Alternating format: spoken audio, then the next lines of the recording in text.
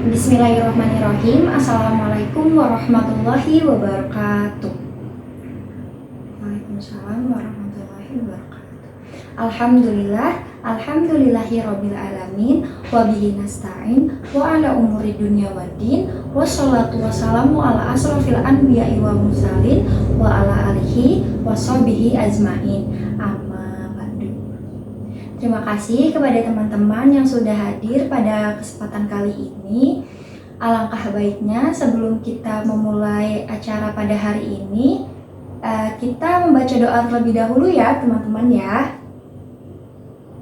Oke, nanti kakak ngawalin dan teman-teman semua mengikutinya ya.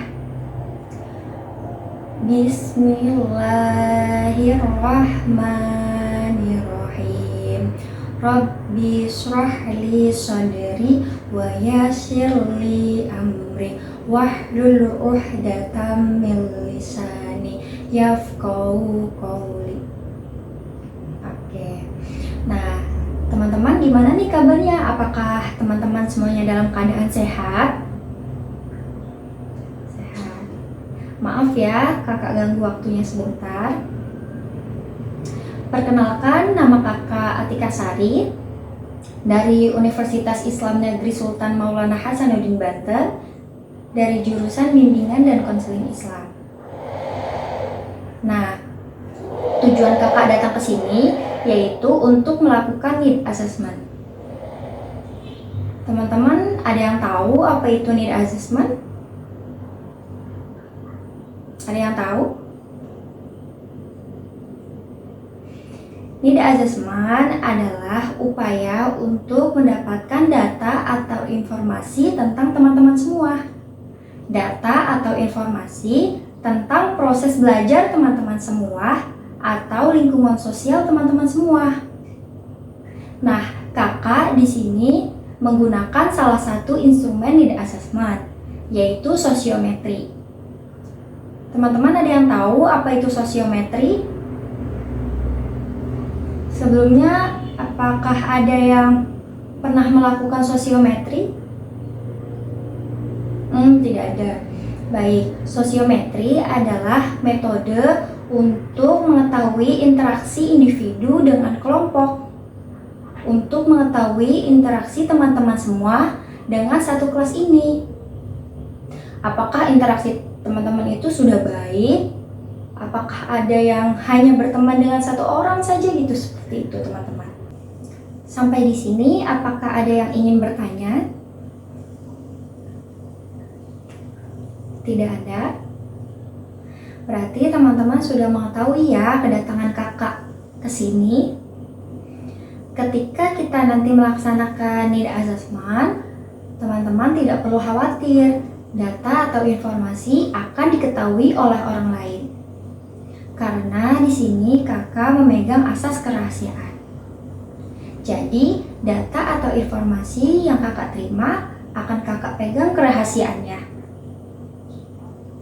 Data atau informasi tersebut tidak akan diketahui oleh orang lain. Data atau informasi tersebut akan diketahui oleh kakak sendiri dan teman-teman semua. Nah, untuk itu kakak minta teman-teman ketika nanti menjawab soal, diminta untuk menjawab dengan sejujur-jujurnya ya teman-teman semua ya. Ya, oke. Sebelumnya, apakah teman-teman ada yang ingin ke kamar mandi terlebih dahulu?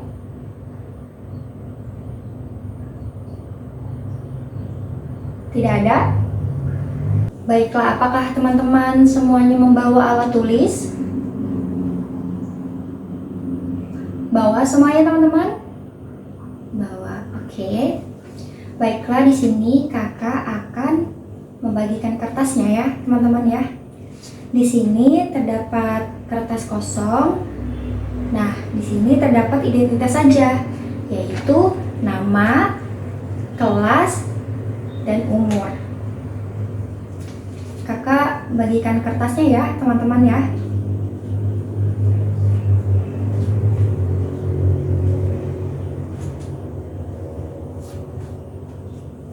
Oke, semuanya udah dapat semua ya? silahkan teman-teman untuk mengisi identitasnya. Nanti kakak periksa satu-satu ya.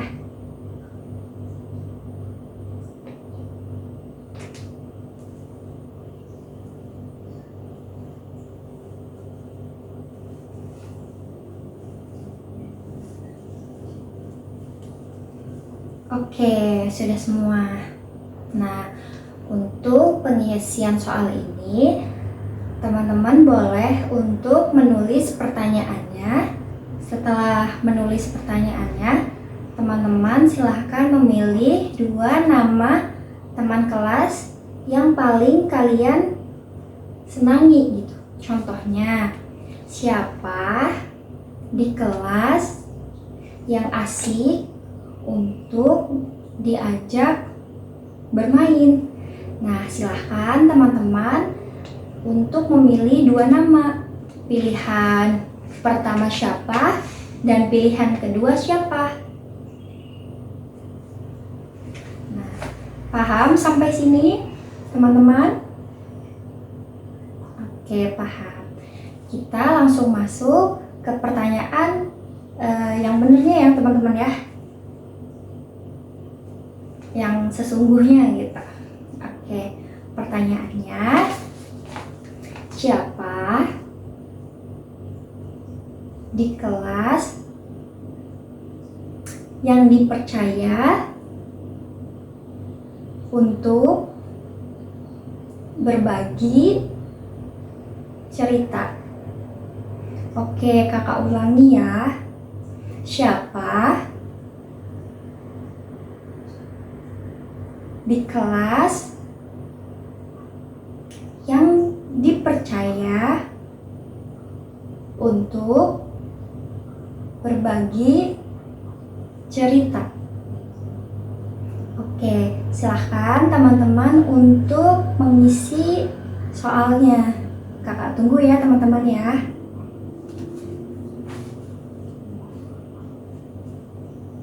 Udah semuanya? Oke, kakak ambil ya kertasnya ya teman-teman ya.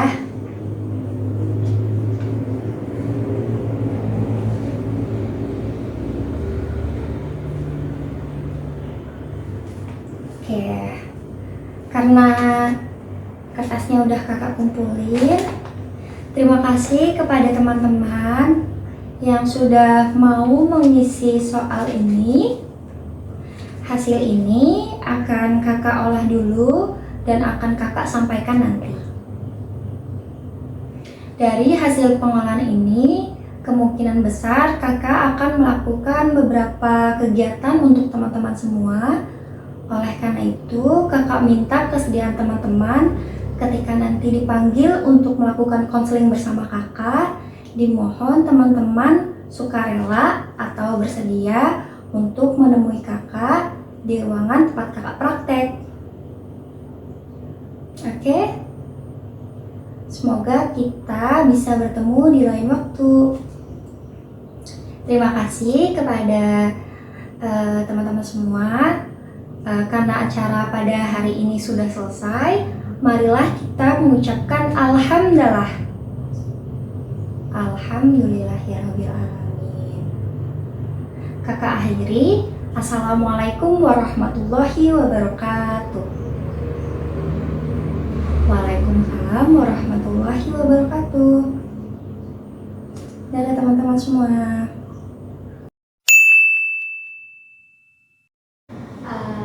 Baiklah, di sini saya akan menjelaskan tentang pengolahan data sosiometri.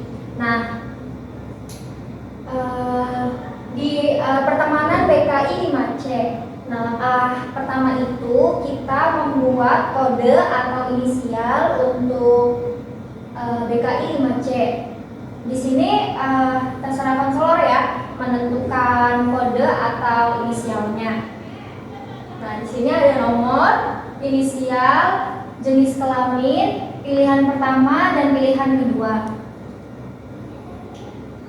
Nah, di sini contohnya 1A memilih pilihan pertama itu 19C dan pilihan kedua itu 21A. Kemudian 2B pilihan pertama itu 7C dan pilihan kedua itu 17A.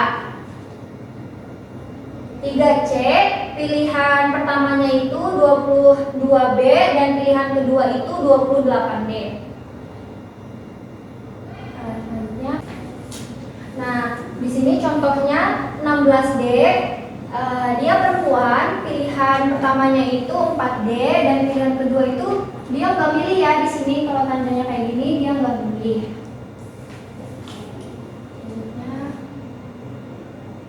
Nah, di 26B dia perempuan, dia itu nggak milih siapa-siapa ini. Pilihan pertama nggak ada, pilihan kedua nggak ada.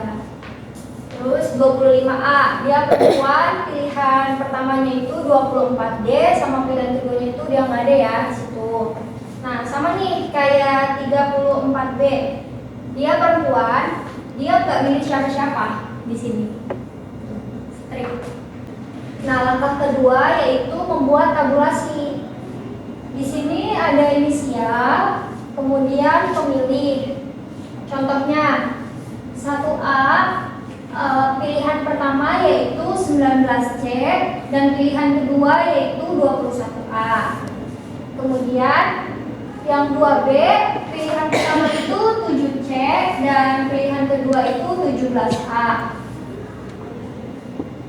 Nih, contohnya 7C, pilihan pertamanya yaitu 17A dan pilihan keduanya itu 20D. Kemudian di sini ada 20B, pilihan pertamanya yaitu 13A dan pilihan keduanya yaitu 9A. Kemudian ada 17A, dia pilihan pertamanya yaitu 18B dan pilihan keduanya itu 2B. Selanjutnya di 20D, dia pilihan pertamanya yaitu 11C dan pilihan keduanya yaitu 6B. Nah, di sini setelah mengetahui memilih siapa, kemudian yaitu menempel bobot pemilihan. Nih, contohnya di sini. Di sini kan ada pemberian skor. Pilihan pertama diberi skor 2 dan pilihan 2 diberi skor 1. Kenapa? Karena pilihan pertama itu yang utama gitu, yang paling unggul. Di sini tuh pertanyaannya, siapa teman di kelas yang dipercaya untuk berbagi cerita? Nah, tadi kan 1A ini dipilih sama 19C, 21A dan 31C. Tadi kan pemberian skornya itu 1 jadi 2, 2 jadi 1. Nah, 1A ini dipilih oleh 3 orang sebagai pilihan pertama. Jadi totalnya yaitu 2 ditambah 2 sama dengan 6. Contohin lagi ya. Nah, 2B ini dia ada bobot pemilihannya 2 sama 1. Ingat ya rumusnya, 2 jadi 1, 1 jadi 2. Jadi totalnya yaitu 3. Sekali lagi. Di 3C,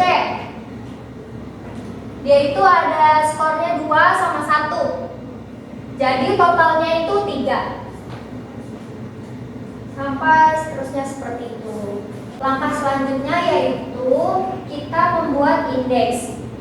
Sini pilihan pertemanan di BKI 5C. Nah, M ini sama dengan mahasiswa, N ini sama dengan jumlah mahasiswa dalam kelas.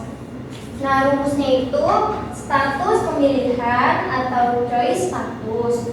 Choice status mahasiswa sama dengan jumlah pemilih mahasiswa dibagi jumlah mahasiswa dalam kelas dikurangi 1. Contohnya nih, status pemilihan 1A. Ini mahasiswa ya, salah satu mahasiswa di kelas. Dia kan bobot pemilihannya itu 6. Ini kan data-data tabulasi sebelumnya ya. Jadi 6 dibagi 39 dikurangi 1. 39 ini total mahasiswa dalam kelas, dikurangi 1 ini karena dia rumusnya dari sana.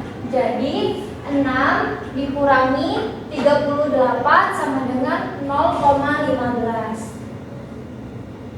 Nah, contohnya lagi. 3 dibagi 38 sama dengan 0,08. Selanjutnya di bawah. Nih. Kalau kayak gini dia itu nggak ada yang milih ya. Kalau kayak gini nggak ada yang milih. Ingat ya, jadi 38 ini dikurangi 1 karena rumus dari sananya. Ini total mahasiswanya ya, dikurangi 1. Kemudian ada 7 dibagi 38 sama dengan 0,18. Nah, ada 4 dibagi 38 sama dengan 0,11. Kemudian ada 5 dibagi 38 sama dengan 0,18. Nah, di sini ada ya mahasiswa yang terpopuler, yaitu bobotnya paling besar. Kita cari ya. Nih, ada 6, ada 7. Mana tadi 7? Nah, 6, 7, 6, 5 itu ya besar ya. Dia yang paling terpopuler. Kalau yang kayak 0 ini berarti dia itu orang yang terasingkan dalam kelas. 0. Kemudian ada 0 lagi, 0 lagi. Banyak ya. Perkiraan ada 5. Sampai. Nih, ada juga nih yang paling terpopuler, yaitu bobot pemilihannya 8. Dia paling besar ya nilainya, 0,21. Nah, langkah selanjutnya yaitu membuat sosiogram. Nah, di sini sosiogram itu ada teknik bebas sama teknik terstruktur ya, teman-teman ya. Jadi, tadi itu pertanyaannya teman yang dipercaya untuk berbagi cerita. Nah, pilihan pertama itu panah berwarna hitam, dan pilihan kedua yaitu panah berwarna merah. Nah, kalau dia kotak kayak gini, laki-laki atau mahasiswa, dan lingkaran kecil ini perempuan atau mahasiswi. Nah, kita bisa lihat ya teman-teman ya. Di sini dia tidak memilih dan dia tidak dipilih. Dia memilih tapi tidak ada yang memilih dia.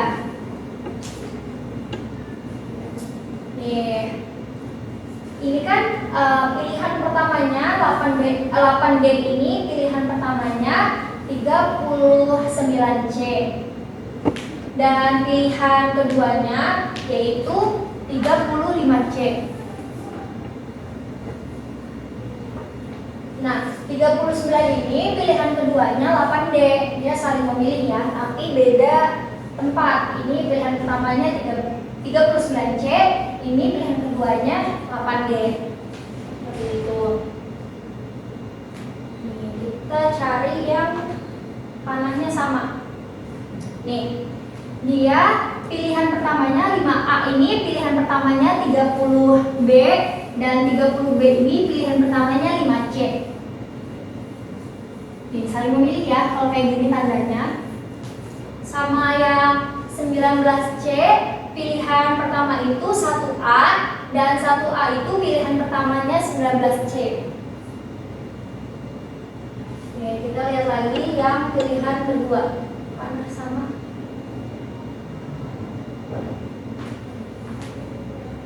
Nah, ini ada 19C, pilihan keduanya 21A, dan 21A pilihan keduanya yaitu 19C. Nah, teman-teman bisa lihat ya di sini. Nah, di sini itu siswa Mahasiswi paling terpopuler. Kenapa mahasiswi? Karena di sini tandanya lingkaran kecil ya teman-teman ya. Yaitu yang memilih pilihan kedua ada 20D. Pilihan keduanya 8D ini, pilihan keduanya 35C. Kemudian pilihan pertama 36D ini 35C. Pilihan pertama 20D ini yaitu 35C. 15C pilihan pertamanya itu 35C. Jadi dia paling terpopuler ya di kelas. Dia ini. Kemudian ada lagi nih yang 29A. Yaitu tidak terkucilkan dan tidak terpopuler ya. Kategorinya dia di tengah-tengah. Nah, jadi dia dipilih pilihan kedua oleh 14B. Kemudian dia dipilih pilihan kedua oleh 4D. Kemudian 30D pilihan pertamanya itu 29A.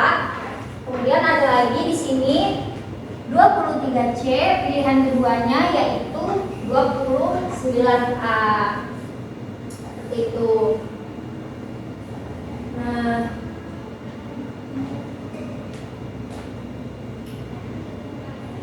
di sini ada nih 10B pilihan pertamanya 13A dan 13A pilihan pertamanya itu 10B.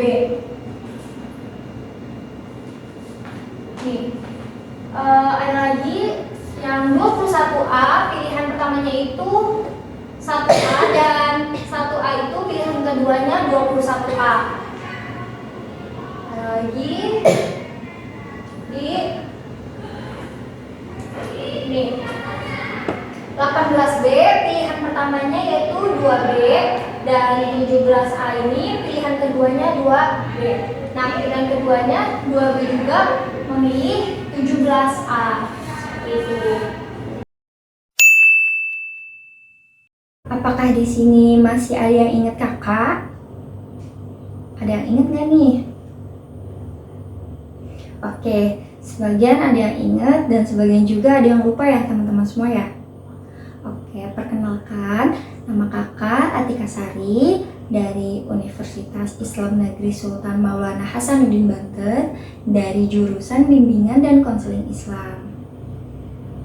Seperti yang telah kakak katakan minggu kemarin, kakak akan kembali lagi untuk memberitahukan hasil data yang telah kakak olah. Hasil data menunjukkan bahwa interaksi sosial di kelas ini tuh masih kurang baik teman-teman semua. Apakah teman-teman semuanya merasa seperti itu? Merasa ya teman-teman semua ya? Iya, jadi teman-teman semua itu bermainnya itu masih berkelompok-kelompok gitu teman-teman semua. Nah, di kelas ini itu terdapat orang-orang yang memiliki interaksi sosialnya itu baik atau banyak dipilih oleh teman-teman semua. Dan terdapat juga orang-orang yang interaksi sosialnya itu kurang baik atau sedikit dipilih oleh teman-teman semua. Dari hasil pengolahan ini, kakak akan memanggil orang-orang yang memiliki interaksi sosialnya itu kurang baik. Tapi teman-teman tidak perlu khawatir, karena ini bersifat rahasia. Jadi, nanti kakak akan memanggilnya itu secara pribadi atau meminta bantuan kepada wali kelas teman-teman semua untuk memanggil orang-orang yang memiliki interaksi sosialnya itu kurang baik. Seperti itu teman-teman. Nah, untuk nama-nama yang dipanggil atau orang-orang yang dipanggil, teman-teman tidak perlu khawatir, karena kita hanya akan melakukan diskusi untuk meningkatkan interaksi sosial menjadi lebih baik lagi teman-teman semua. Apakah sampai di sini teman-teman paham? Apakah ada yang ingin bertanya? Nama-nama orang yang tidak dipanggil. Nah, nama-nama orang yang tidak dipanggil itu berarti teman-teman semua sudah memiliki interaksi sosial yang baik gitu teman-teman semua. Seperti itu. Nah, kakak tegasin lagi, untuk nama-nama yang dipanggil, teman-teman tidak perlu khawatir, karena kita hanya akan melakukan diskusi untuk meningkatkan interaksi sosial menjadi lebih baik lagi teman-teman. Oke, paham ya teman-teman ya sampai sini ya? Oke, terima kasih kepada teman-teman yang sudah mendengarkan kakak, yang sudah antusias. Semoga kita bisa bertemu di lain waktu teman-teman. Karena acara pada hari ini sudah selesai, marilah kita mengucapkan alhamdulillah. Alhamdulillahirabbil alamin. Mungkin cukup sekian dari kakak. Mohon maaf bila ada kesalahan. Kakak akhiri, assalamualaikum warahmatullahi wabarakatuh. Waalaikumsalam warahmatullahi wabarakatuh. Sampai ketemu lagi teman-teman. Dari hasil pengolahan data, turunlah program semesteran bimbingan dan konseling mahasiswa BKI tahun ajaran 2023. Nah, pertanyaannya yaitu, siapa teman di kelas yang dipercaya untuk berbagi cerita? Nah, di sini terdapat kolom nomor, jenis kegiatan, bidang bimbingan. Nah, bidang bimbingan ini terdapat pribadi, sosial, belajar, dan karir. Kemudian ada tujuan, sasaran, dan waktu. Nah, di tahap persiapan ini, yang pertama ada pembagian tugas konselor. Nah, pembagian ini tujuannya yaitu tercapainya efektivitas layanan bimbingan konseling. Waktunya itu di bulan Agustus. Yang kedua ada asesmen kebutuhan. Nah, di asesmen kebutuhan ini contohnya seperti sosiometri kemarin ya. Tujuannya yaitu terungkapnya kebutuhan konseling. Sasarannya yaitu BKI 5C dan waktunya itu di bulan Agustus. Di kolom nomor 3 ada menyusun program BK. Setelah melakukan asesmen kebutuhan, turunlah menyusun program BK. Nah, tujuannya yaitu layanan BK lebih terarah dan tepat sasaran. Karena di dalam program BK ini terdapat struktur-struktur atau bidang bimbingan yang sangat jelas gitu di dalamnya. Waktunya itu di bulan Agustus. Nomor 4-nya itu yaitu konsultasi program BK. Sebelum membuat program BK itu harus ada konsultasi. Tujuannya itu apa? Tercapainya keberhasilan layanan BK. Waktunya itu di bulan Agustus. Di bawahnya, yang kelima yaitu ada pengadaan sasaran atau prasarana BK. Nah, di dalam program BK ini harus ada pengadaan sasaran karena tujuannya yaitu terpenuhinya kebutuhan sarana yang menunjang keberhasilan layanan bimbingan konseling. Waktunya itu di bulan Agustus. Yang kedua yaitu ada kolom layanan BK. Di layanan BK yang pertama itu ada layanan dasar. Nah, di dalam layanan dasar ini dicantumkan bimbingan kelompok. Di bidang bimbingan itu di bidang bimbingan sosial, fungsinya itu pengembangan. Nah, tujuannya itu untuk memberikan informasi tentang cara berkomunikasi dan untuk meningkatkan keakraban sesama teman kelas. Nah, sasarannya itu siapa? Orang-orang atau siswa-siswa yang terpopuler dan terkucilkan. Di sini ada 35C, 17A, 24 D, 15C, 23C, 26D, 31C, 33A, 1A, dan 8D. Nah, waktunya itu di September. Yang kedua yaitu konseling kelompok. Nah, bidang layanannya yaitu di pribadi. Fungsinya yaitu pengentasan. Tujuannya agar cara berkomunikasi dengan baik dan benar. Dan yang kedua itu membangun hubungan sesama teman kelas. Sasarannya yaitu BKI 5C. Karena di konseling kelompok ini kita harus menggunakan semuanya agar masalah tersebut itu teratasi ya. Dan waktunya itu Oktober sampai November. Yang kedua ada layanan responsif. Nah, layanan responsif ini ada konseling individual di bidang pribadi. Fungsinya itu pengentasan. Tujuannya membantu konseling agar dapat meningkatkan kemampuan dalam berkomunikasi dan membantu konseling dalam meningkatkan keakraban sesama teman kelas. Nah, sasarannya itu yang orang-orang terkecilkan seperti 15C, 23C, 26D, 31C, dan 33A. Waktunya yaitu di bulan September. Kemudian ada layanan peminatan dan penempatan.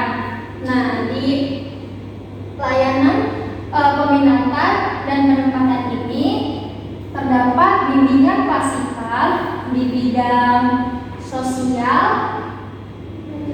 dan belajar. Nah, fungsinya itu di pencegahan. Tujuannya untuk mengarahkan konseling dalam berkomunikasi di kelas dan mengarahkan konseling dalam meningkatkan sesama teman kelas. Nah, karena kan di sini itu pertanyaannya siapa teman di kelas yang dipercaya untuk diajak bercerita. Nah, di sini tuh tujuannya udah dipaparin semua ya teman-teman ya. Nah, sasarannya itu BKI 5C. Kemudian bulannya itu di bulan Oktober. Yang terakhir ada evaluasi hasil. Nah, evaluasi hasil ini setiap melakukan kegiatan harus ada evaluasi karena tujuannya itu untuk mengukur tingkat keberhasilan program BK. Nah, sasaran